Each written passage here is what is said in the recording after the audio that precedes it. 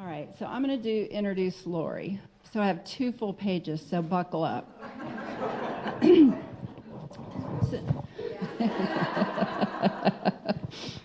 Yeah, I might have thrown something in here. No.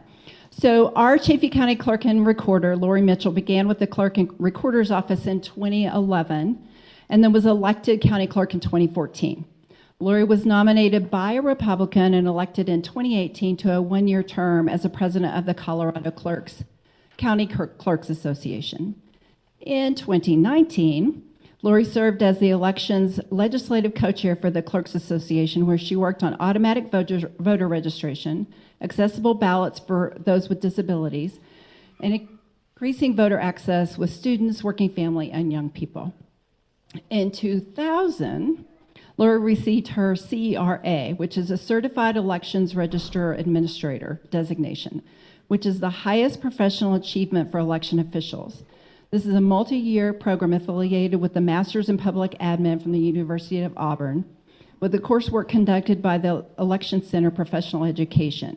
The intent of the program is to professionalize the management of voter registration and elections administration to promote and preserve public trust in the democratic process. Tim Mattis says, who's the director of the Election Center, says, Clerk Mitchell and her 69 election professionals have truly demonstrated their commitment to career-long process of improving the electoral process in Colorado.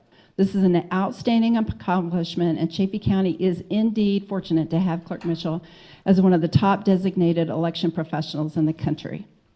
In 22, as if she's not busy enough already, she won her 3rd term as county clerk, a true testament to her resilience and commitment to keeping our elections safe and the process seamless for all Chaffee County citizens. In 23, Julie McCluskey, who is the Speaker of the House, appointed Lori to a task force to study corporate ownership of housing in Colorado. Anybody tired already? In 24, Lori was sworn in as president of the Southern Colorado Clerks Association. Lori's daily commitment to our Clerk and Recorder's Office is based on transparency, efficiency, accuracy, and respect. Lori is 6th generation, I'm sorry about that whole thing, county resident where she went to Salida High School. After graduation, she attended Colorado State University where she played Division I golf, so don't do clubs with her, and earned a BA in journalism. After her career as a golf professional, Lori went back to school at the Art Institute of Colorado and studied commercial photography, earning an AAS degree. She's married, lives in Salida with her wife, Tanya, her super cute dog, Corgi George, and equally cute Chiweenie, is that how you say that? Chiweenie, Stevie Nicks, and an extended, very loving family. Okay, so when the Clerk and Recorder's Office, what they do is way more than elections. So just to give us a little frame of reference, I'm going to read this very quickly, and we'll be all worn out. While the Clerk and Recorder's Office is much broader than voting, to include issuing or recording marriage license, recording all real estate transactions, issuing liquor licenses, performing clerk to the Board of County Commissioners duties, registering voters, conducting all primary, general, and county elections, and now for BV and Poncha Springs, and when contracted, municipal, school district, and special elections. The Clerk and Recorder's Office is also an agent of the state for the titling and registration of motor vehicles, and her job is to keep our elections safe.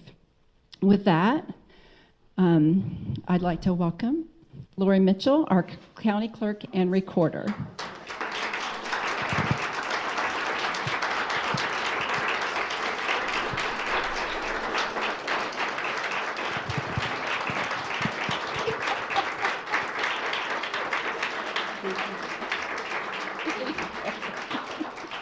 Here's your mic.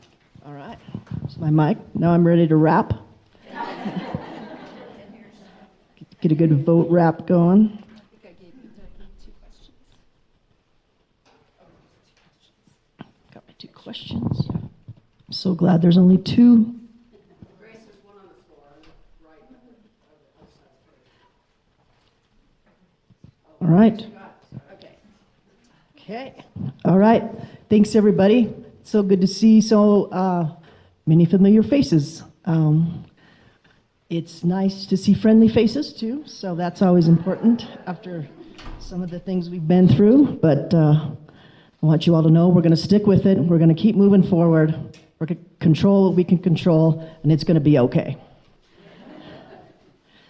So what I thought I'd do today is I left some of these little pamphlets on each table, and I thought we'd just run through what the Colorado voting model is. And so everybody has a good idea about what we do and all the safeguards that we have. So as you all know, Colorado, well maybe you don't know, is the only state in the country where we kind of have a hybrid model. So we're not just all mail ballot. We also have vote centers where you can come and vote in person, just like old days. So we're the only state that does it that way. And we're proud of that. In fact, when we go to national conferences, we could have a drinking game, like when every time they mention the Colorado model, drink, because it's very popular and everybody strives to be Colorado, and they're jealous of us. And basically, it's because of all of you and all of the work we do here in Colorado as good citizens. All of our voting changes that we've done over decades has come from the voters. We've listened to the voters and made it a very voter-centric voting model, and I think that's why it works. Okay, so number one, we're going to send out a mail ballot to all active registered voters in the county about 20 days ahead of the election. And there's two categories of voters. There's active voters and inactive voters. You only become inactive if we've sent a ballot to your house or a piece of mail and it got returned to us as undeliverable. That's the only way you become inactive. You're still registered to vote. It's just we don't want to keep sending ballots if you don't live there anymore. So if you become inactive, you just have to take action, get your address updated. Maybe you've moved out of state, you withdraw your registration. You can do all of these things online. You can call the office, and we can get that taken care of. Okay, so ballots go out, and then there's a convenient ways to return your ballot. The drop boxes are very successful. That's how most of our ballots get returned. We have a convenient ballot box right by the library here in Buena Vista at our motor vehicle branch office. We also have a drop box outside the courthouse in Salida, and there's a mailbox and a drop box. So you don't ever have to put it in the mail, just drop it off. Then we know we get it. Those ballots are emptied from those boxes every day, 7 days a week. We have bipartisan teams of judges that travel from Salida up to Buena Vista every single day, 7 days a week, and get those ballots from those drop boxes. Those ballots come back to our secure facility at the Chaffee County Courthouse, and then we empty the ballots out of those boxes in their envelopes, and we actually weigh them. Sometimes it's faster than counting them. We just need an approximate count. We'd like to know, why aren't any ballots coming back from Buena Vista? Could there be a problem with the post office? I know, too soon, right? Let's not talk about that. All right, we'll talk about that later. So we try to keep an eye on making sure that how many ballots we think should be coming back are coming back, and we process those every day. We weigh them, and then we run them through a machine that's kind of like a mail sorting machine, and it scans the outside barcode, makes sure that that's a valid ballot, and it also takes a picture of the signature that you've signed on the affidavit on the outside of the envelope. And we then upload that information from that machine into the statewide voter registration database. And then if you're signed up for ballot tracks, you will be sent a message saying, we've received your ballot, so you can stop worrying, your ballot's safe with us. You could also go on Go Vote Colorado and make sure that we've received your ballot. And that happens every single day. So after we get quite a few ballots, we wait until we get probably a good 4,000 or 5,000 ballots back. It can be several days, a week or so. Then we start our election judges, our bipartisan teams of election judges. And our election judge teams will do signature verification on every single envelope that we receive back, and they compare that signature that machine took from the outside of your envelope to your signature that's inside your voter registration record. And every time you've filled out a form, every ballot you've signed, anything, if you've gone and gotten your driver's license, we have your signature. So many times we have 8, 10, 12 exemplars in your record saved. So we don't look at just one, we look at multiple signatures. Because what we're trying to do is accept your ballot. We know that our signatures change over time. We could have had an injury. We try to accept your ballot if we think that it matches. So, tie goes to the runner. It's not like we're trying to, is this Emily Dickinson's signature so I can authenticate this letter? We're not looking for forgeries. We're not looking for those things. We're trying to get your ballot counted. If the judges deem that the signature does not match, they have a whole set of criteria. They're very well trained. If they deem it doesn't match, it's not over. There's lots of chances to get your ballot counted. So we're going to send you a letter. We're going to pester you on email. We may call you. We may text you.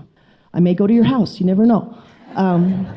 We're going to try to get that ballot counted, and we just need you to say, hey, we say, did you turn this ballot in? Yeah, I turned it in. Is this your signature? Yeah, it's good. Okay, give me a copy of your ID and we'll get this ballot counted. So sometimes we find around 75 signatures may be discrepant or could be like a household swap. Maybe it looks like the wife might have signed the husband's. You know, those things happen when the ballots are in your household. But most of them get cured. Maybe 20 don't get cured, but most of them get cured. So as long as you tell us that you sent that ballot back until 8 days after the election, we will count your ballot. After the ballots have been accepted through signature verification, they move kind of along the room into another fancy color-coded area that is the ballot opening area. So these ballots have been accepted. So now we move on to actually opening the ballots, and we put them through a letter opener. Shiloh runs that. She's very particular about it. I try not to run that machine because I've cut through a couple ballots that had to be remade, so I don't get to run that machine very often. Machine's name is Dexter. It can hurt you. Shiloh's in charge of that. So it's like, get all your loose clothing packed up, your hair, everything. So, because, but I joke. Shiloh's amazing at it. So we open up the envelopes, and then another set of bipartisan team. So judges sit at tables. We call it the poker table, because why wouldn't we? We would like to have a little fun. So there's a dealer. And the dealer hands the dealer hands the ballot outside of the envelope to a judge and holds on to the envelope.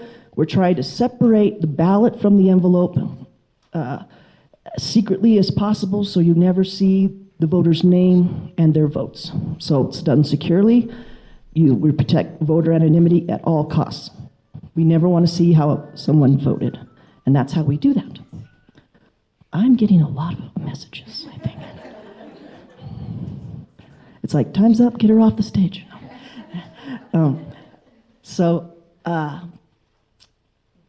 The poker table will, the players at the poker table take those folded ballots, and they're the ones flattening them out, and they're perusing those ballots to see if there's anything weird on the ballot. Did somebody put white out on there? Did somebody bleed on them? We've seen it all, you know. Is it a biohazard? No, we don't. We're not quite sure. Do we need gloves? But we flatten them all out, make sure there's nothing on the ballot that could damage the scanner.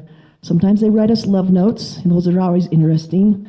The write-in votes are usually pretty interesting. We usually keep a tally of how many votes Jesus got, or Mickey Mouse, or Donald Duck.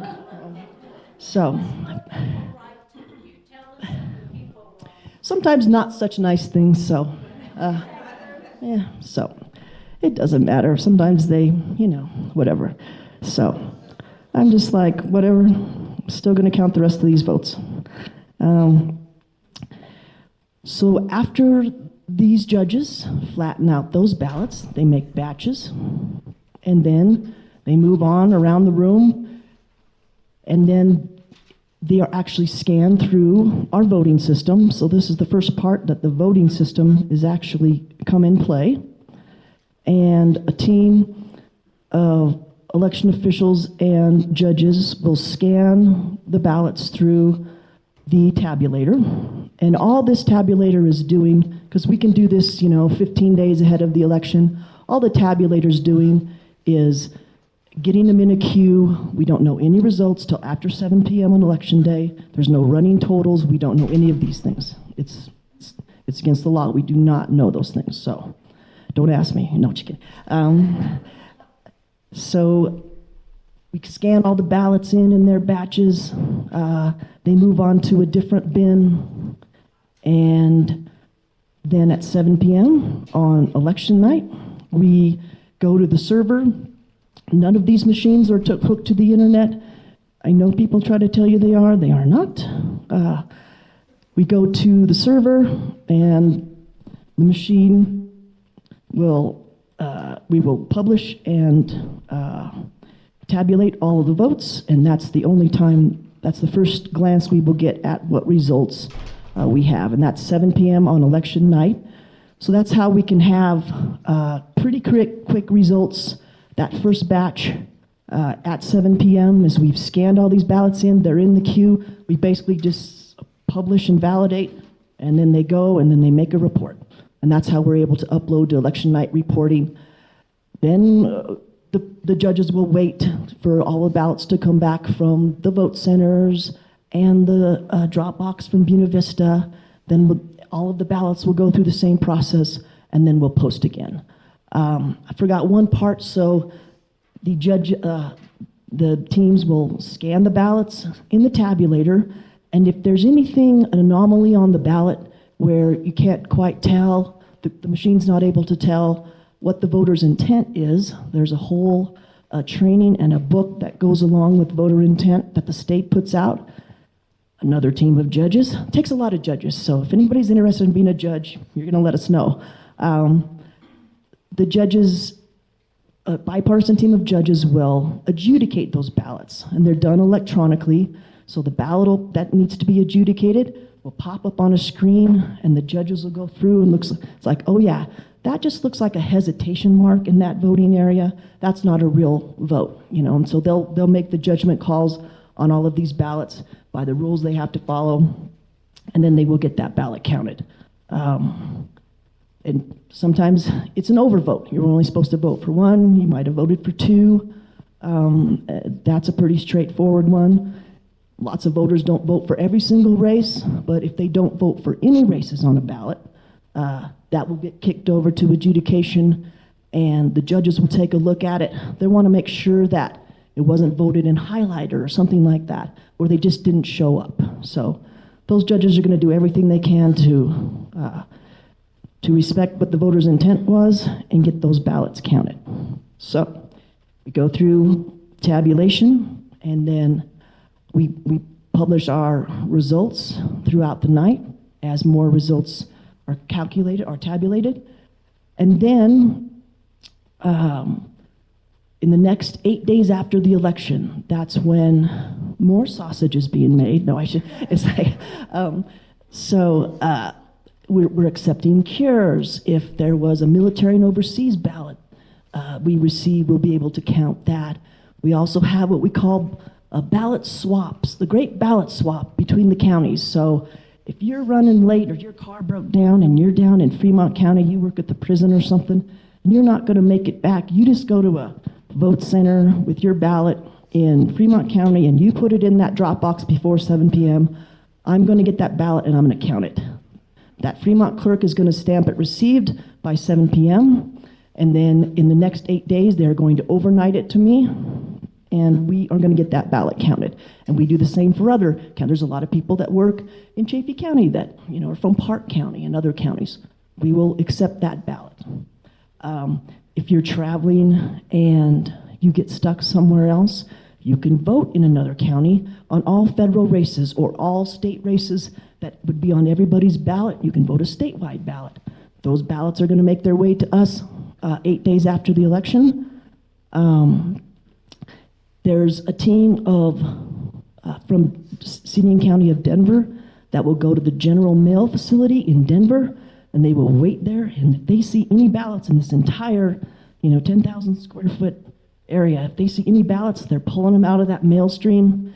They're coming back to their office, stamping them received, and they're getting us those ballots. They're going to disperse them to all of the counties, distribute them to all of the counties, and over the next 8 days, and we're going to be able to count that vote. And those are things that we just do because it's the right thing to do, right? Anyway, so that's just the mail ballot process. Then each election, we have what we call vote centers, where you could go to that vote center, and no matter where you live and what issues you're going to vote on, your ballot will be there. In a primary election or a coordinated election, which is our off-year election, we're just required to have one vote center open, but I feel that we need two. We always try to open a vote center up here in the northern part of the county because your stuff is important, and sometimes, I know, too soon, the mail, I know, the post office. So you need more opportunities up here to get your votes in. So we always open up a vote center up here in the northern part of the county. For a general election, on election day, we're required to have 3 vote centers open. So we add Poncha Springs to the mix, and that kind of gets all of our population centers. And we have that at the fairgrounds. Our vote center here is usually in this facility. Our vote center in Salida has moved around, but now we have a nice home at the Legion Hut.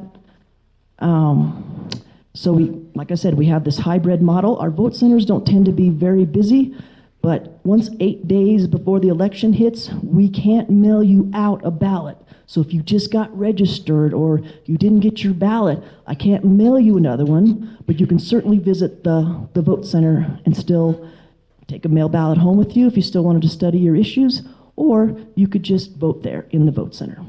All the vote centers have an accessible machine as required by federal law. That machine, it's called a machine, it's just a tablet. It's a fancy tablet, and it's basically a ballot marking device. No votes are collected on the machine. It's just a ballot marking device. So you make your selections, and it's going to print out a ballot, and that ballot gets scanned with every other ballot. So it looks just like your regular ballot.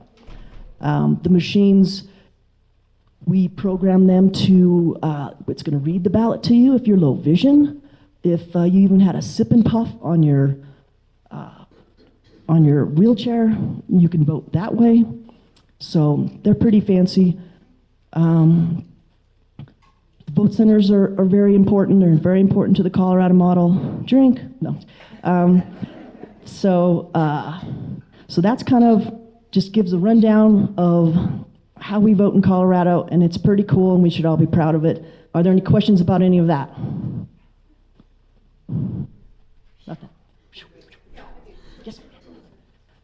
So if I leave Colorado and I go to North Dakota and I register to vote and I don't worry about withdrawing my vote in Colorado, how does that all work?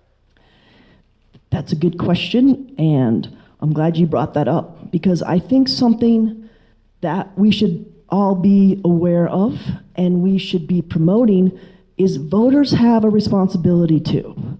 Because I didn't know you moved. I'm not clairvoyant. And so just like you would change your trash service, or you would cancel those things, or change your electricity, you're going to need to put it on there. You need to withdraw your Colorado registration, because only you can do that. I can't just go into your record and start canceling, because that would be bad. People get in big trouble for those types of things. So you would still be sent a ballot, and more than likely it would come back to me as undeliverable. If you went to the post office and put in a change of address notification, and your mail was being sent now to your new home in North Dakota, we would get that notice from the post office, and we would make you inactive. But the voters have responsibility. There's a lot of, we get a lot of questions, or, maybe they're not as nice sometimes.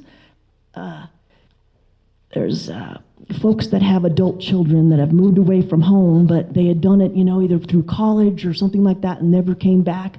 I'm still sending them ballots to their house because they never put in a change of address and they've never gone and withdrawn their registration. And so then the adult parents want to get on us. Well, you keep sending ballots as if there's ballots just going everywhere.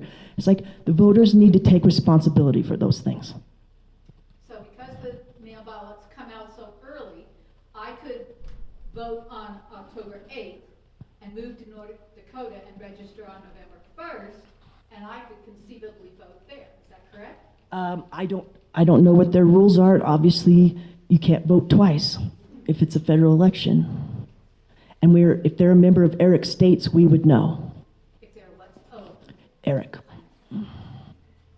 We have other voter list maintenance things. I don't think you want to ever vote twice. You can count. There's a lot of folks. Well, you might think you want to until the district attorney visits you, but then we do have folks who, so say, just they've moved somewhere within Colorado. So they cast their ballot here, and then, like you said, 20 days, right? They cast their ballot, and then all of a sudden they're like, oh yeah, I'm moving to Saguache County at the end of the month. My driver's license is due. I'm going to go to get a new driver's license. They go and get a new driver's license, and they put their Saguache County address on there. I'm going to get an alert, and it's going to cancel their record in Chaffee County and register them in Saguache automatically.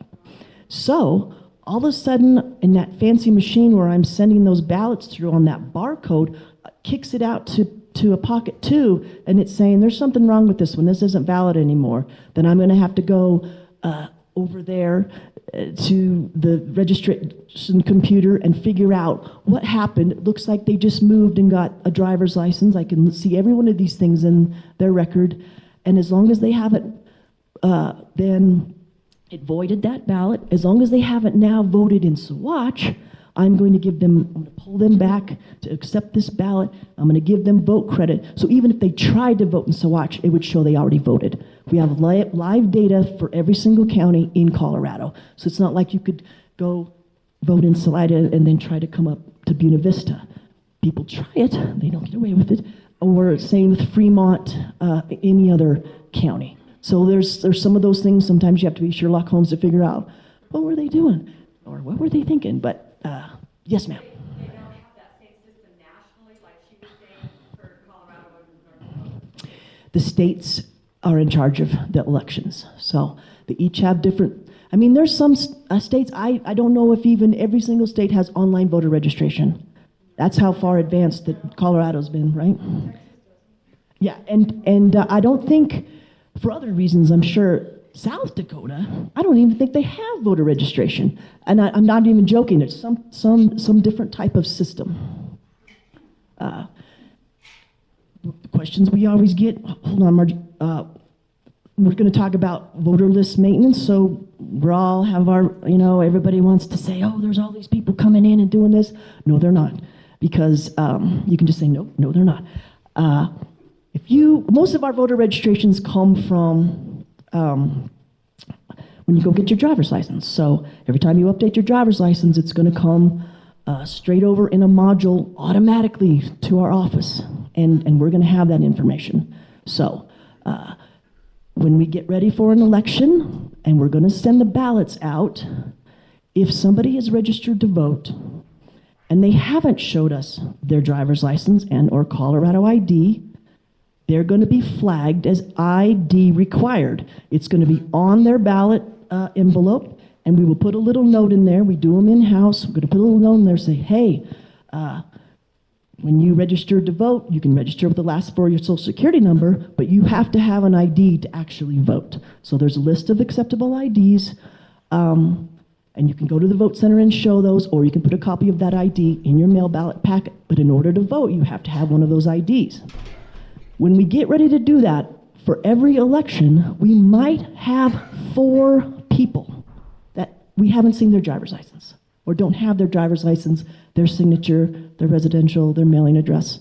So there may be 4 or 5 that we don't have. Because even after you've registered to vote and then you subsequently have an appointment and you go down and get your driver's license, it's coming over to us and your driver's license number will be in there and we match up the information. So there's not just a bunch of people on the rolls that we don't know. And during an election cycle, all of the campaigns and everybody are asking for voter lists because they want to do their get out the vote efforts. So we send out a list every single day. These are the people that have voted with their mail ballot, or these are the people that have voted in person. Take them off your list so that they can go campaign for folks that haven't turned their ballot in. So anyway, there's a lot of ways that we do list maintenance.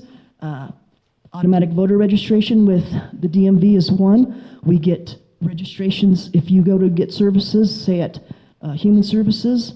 If you go to an agency, we register you to vote there. You can register online.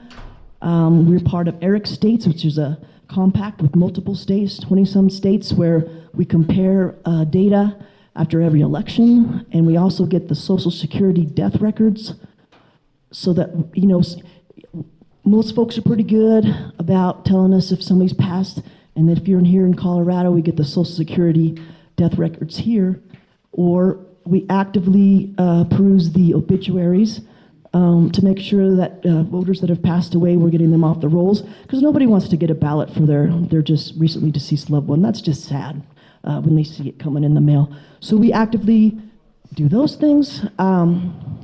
So it's really disheartening when folks think that, you know, dead folks are voting and all of these other things, because we did catch Suzanne Morphew's ballot too.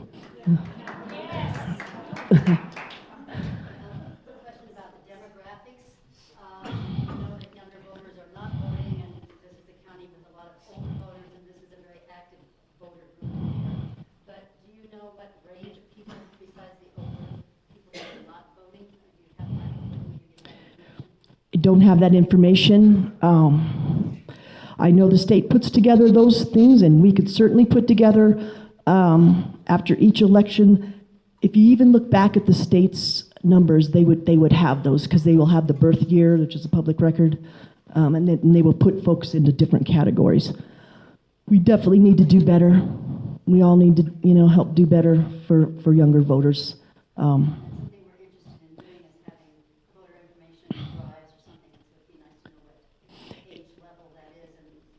You know how, and I think it's more, it's like, you know how when I was a kid, we were super anxious to get our driver's license and learn to drive and things like that. And kids aren't as interested in those things now. It could be just a financial thing or whatever it is, insurance requirements. But kids sometimes don't get their driver's license right at 16, because in Colorado you can pre-register at 16 because we're trying to catch those kids. So if you don't get a driver's license, we don't get you registered. So that's why it's important that we help register voters at the school and the League of Women Voters. We've been several times to the schools to register the seniors and make sure that we get a signature from them so we can accept their ballot the first time they vote. That's something that I would still like help with. I would like I'm putting together a voter guide. I think that we need some sort of voter guide, just a little bit more in depth.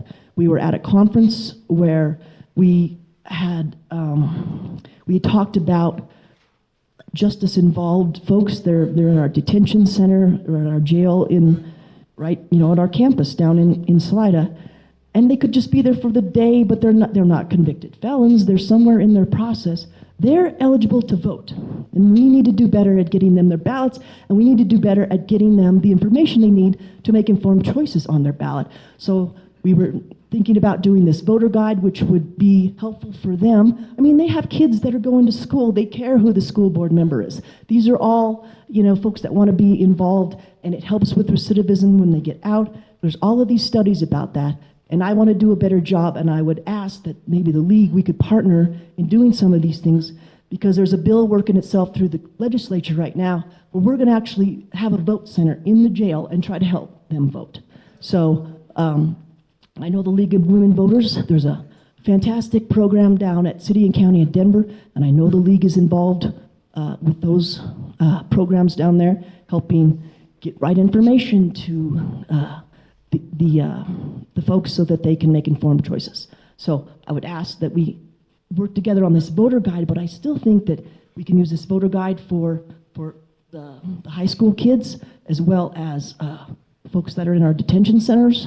And I think it would be an overall great thing. You hear about it in other states, but it'll just have a little bit of history of voting, why it's important. These are what the political parties mean. This is what a primary is. Just things, and I think once we get it done, we can always build on it, and I just think it'll be a great resource. So, working on that. I need help with the detention center voting, I'd like to ask. And I also need help making sure that the voters are taking responsibility for what they're in charge of. They're in charge of making sure that I have your right address. Remember, not clairvoyant. So, I need to know that you have the right address. It's super easy. Going on govotecolorado.gov, you can call us. We like to help voters when it's a primary. We usually send out a letter to the minor party voters. So if you're a libertarian or a Green Party, those folks, you're not going to get a ballot and you're not going to be able to vote. You need to take action. If you want to vote in this election, you may not. You may not want to vote. You want to wait till the general election.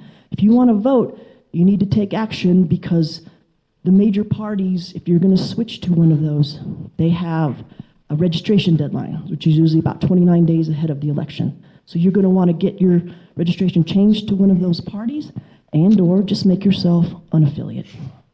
So unaffiliated voters can participate in the primaries now. Yes, ma'am. This thought just hit me because I'm thinking, we're talking about all these different voter scenarios. I'm thinking, what about people that are in nursing homes? So that's a great question because we are hoping to pattern our help at the detention center with what we do at the nursing homes. So we have a bipartisan team of judges, a Democrat and a Republican, or if it's unaffiliated, and then Kit will, we register everyone at the vote at the, that's in an assisted living and or, confined at the nursing home. We register them to vote at that address and we flag them so we can just run a list. We've got these 15 people. So once the ballots are going out, we print out the list of the 15 that we have and we contact the activities director at the nursing home and we ask them, are these folks still, there at your facility? And do you have any other folks that we need to get registered? Yes, they're all here, and I have 2 other people. Okay, Kit will run over and give them some voter registration forms. Then we get those back. Then we prepare their ballots, and then we send a whole team, and they're trained to help them vote.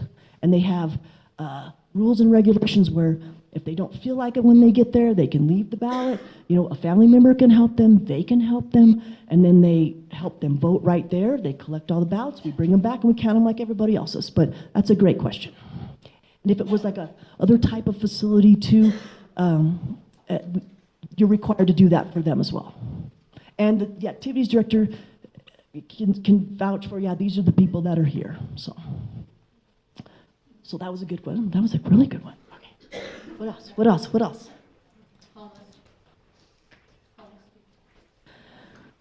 So, it's a little squishy. That being said, some people are experiencing homelessness, and so in our state statutes, we have, so these folks will be registered to vote, and they have to declare, say where their home base is. It could be at a church, it could be at a park, it could be, on this street corner, and we just need to know where their home base is, where they return normally, and that would be for their precinct, so I know what ballot style they get. Are they in the city of Salida? Are they in the county? Are they in this school district? So whatever was going to be on their ballot, that's what they're going to get on their ballot. And then we can register them. We do need a mailing address to get them their ballot, but a lot of times some of the churches help us out and the shelters, so we can get them registered that way.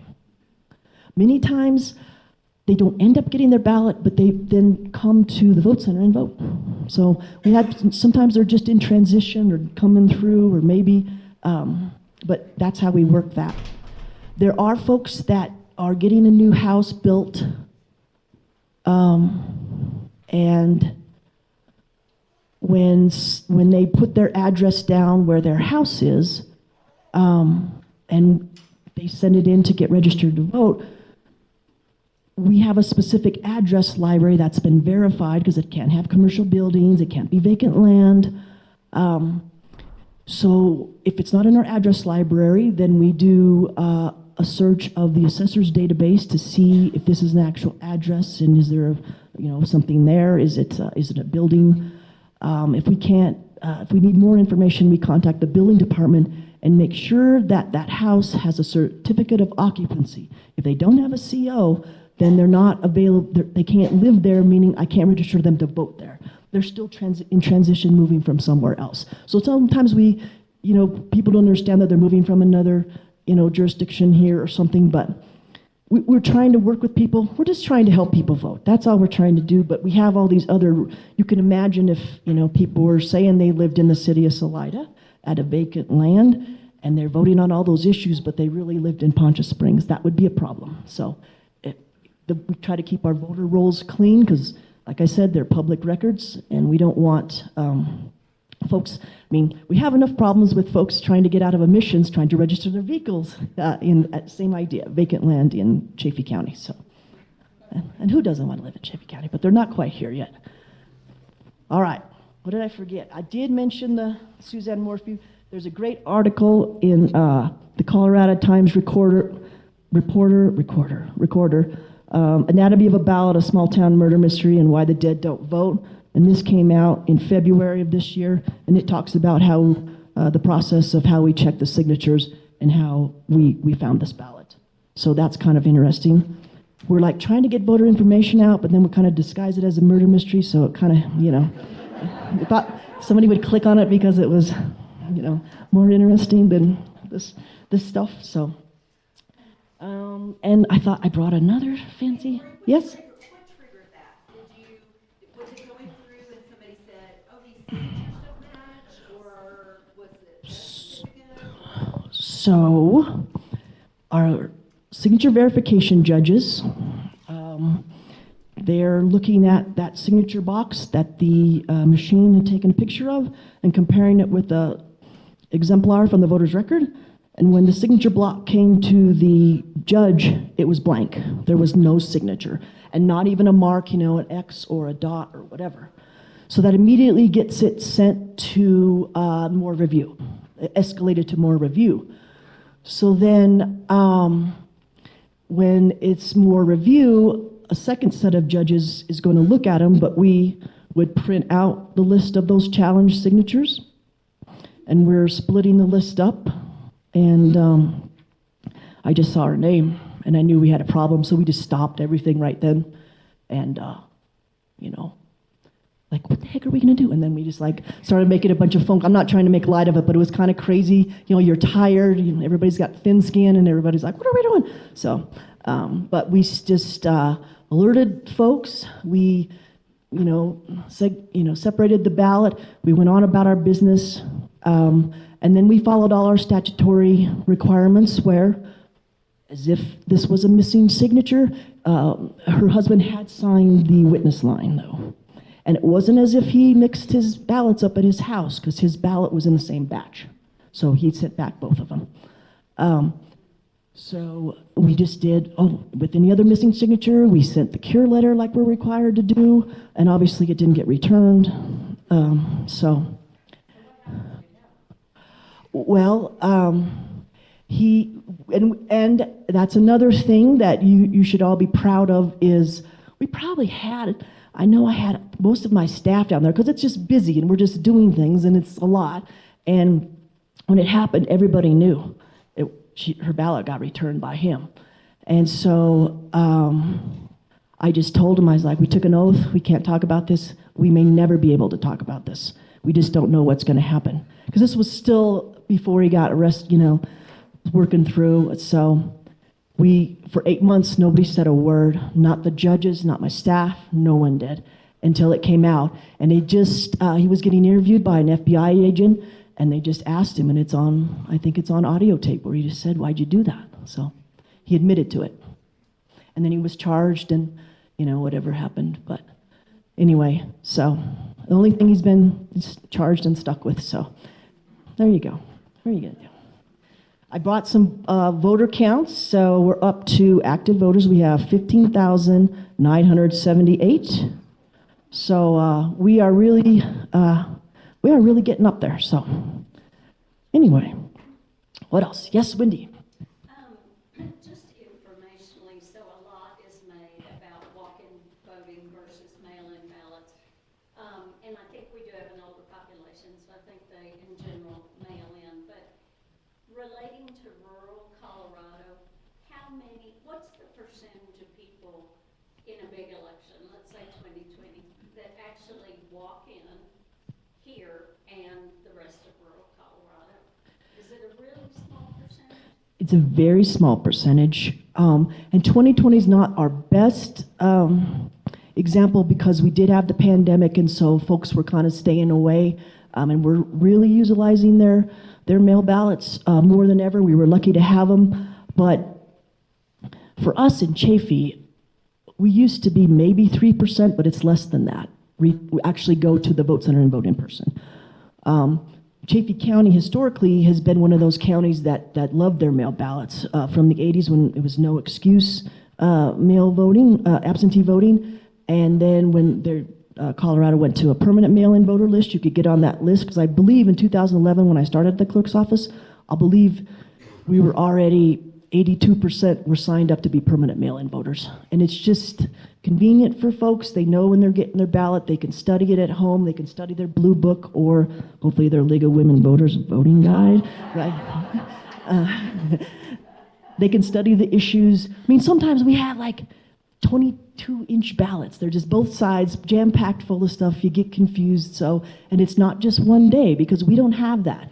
I mean, since the Civil War, the soldiers got, their ballots by mail. So we have a long history of mail-in votes. They're not fraudulent because, as I just explained, every one of them is checked when they came in. So if it somehow made it through, when the real voter sent theirs back, you would know. It's absurd. It's insulting. So, yes, ma'am. I just have more than a curiosity and back onto the senior citizen voting. Like, you had that particular address for that one area, but what about the ones that are sound-minded, like the ones that have dementia? Like, how do you difference that? Like, if you go in there and someone could just say yes, I mean, isn't there a way to tally that? No. Colorado law does not have anything to do with your capacity. You can vote. You can vote. Yeah, I know some states do. I was just curious. Exactly. It's a great question. We get it all the time. And sometimes folks come in, my mom has dementia. I don't want her to get a ballot anymore. I'm sorry, we still have to send her a ballot. Unless she was inactive for some other reason where we sent it and it came back to us as undeliverable. I know it doesn't feel quite right, but you could see where somebody could take advantage of that too. Right. You know what I mean? Yeah. So you could be under conservatorship because you're sick and somebody takes away your right to vote. It's not cool. But, yes, sir. Lori, for everyone that may not know this, but where do you have to send the information to get the ballots out? Where are they printed at? Is what I'm getting at. They're not printed in state, I know that, but you might tell everybody what you have to go through to get those ballots out. Sure. So what Jim's talking about, yes, there's only a few certified ballot printers in the country that do the mail ballot. I mean, it's a Rubik's Cube of matching everybody, and then, when you have a primary and they got to make sure that they get these voter instructions and not these voter instructions, and the different color of envelopes are for the unaffiliated, so we can make sure they didn't put two ballots in there. So we are now with a company called K&H, and they are in Washington State, and they have been they started out as a ballot printing business. They're not just a printer that all of a sudden decided to print ballots. So it's very secure facility, and so after the ballot content is certified from the Secretary of State's office, and then we have our local certification, like for our candidates, We then go to work, Dominion's our voting system vendor. We go to work with our Dominion partners in actually laying out the ballot. And then once we have that all approved and all of the clerks help us approve all of that content, we then send the PDF, just one ballot, one PDF of each ballot style to the ballot printer. And they print the ballots and insert them into the ballot packets, for the primary 2 ballots and the instruction sheet. We now include an I voted sticker in there, which is kind of cool. And they get mailed from Washington State, from like the Portland area. Yes, ma'am. So when we get our November ballots, all the federal candidates, any questions will be first or whatever. Then all the state ballot issues, and then county, and No. then municipal, or how are, Candidates first. so, but separated? Yes, ma'am. Yeah. Federal, state, county. So like president electors, because you're not really voting for the candidate, you're voting for the electors, right? So say presidential electors, federal offices, and just go down. I believe it's always candidates first, and then we'll go issues by, the hierarchy of the issues. Then there'll be crazy judge retention. It's going to be a circus. It's going to be a long ballot. There's going to have, so. But you're gonna have multiple ballots because we won't have Buena Vista, Salida, and Concha. Yeah, so we normally have multiple ballots, and sometimes we have 28 different ballot styles, because in a general election, we have to send out by your precinct. Even though your precincts get in the exact same ballot content as hers, we have to send you a ballot style and you a ballot style, so. I know, I'm talking a lot. Thank you, Lori.